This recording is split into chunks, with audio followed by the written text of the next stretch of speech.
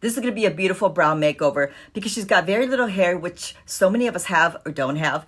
And there are going to be some tips that I know you're going to pick up. So stick with me. I'm going to use a brow primer first. The primer has no color. It feels like velvet. So it's easy to go on. And what it does is it helps the powder to go on really well and helps it to stay on longer as well. So I'm using the taupe powder on her. On me, it would be like a medium brown or a ash brown. And you notice that I pick up the color with the brush side by side. That way the brush stays sharp.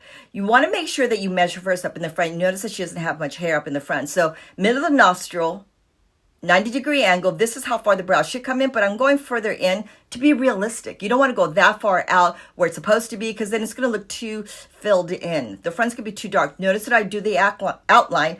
I make that line first here, and then I just kind of outline right here. And notice this.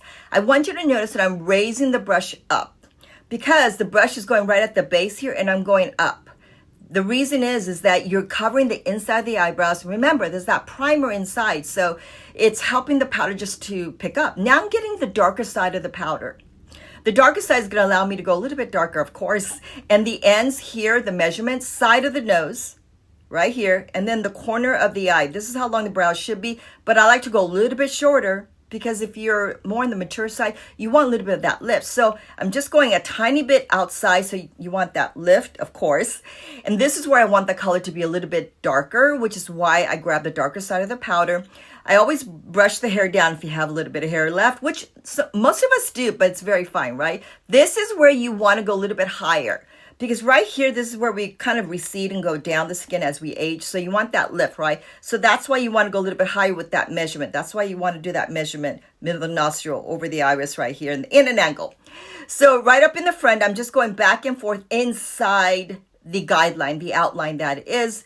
And you can apply heavier pressure towards the end because you want that darker side. So the Magic Touch Concealer, it's one of my favorite things to use. A tiny bit will go a long way, guys. Very little. If you guys use this, you know what I mean.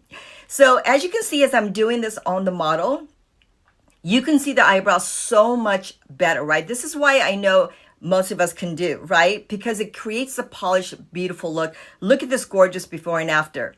Save and share the love.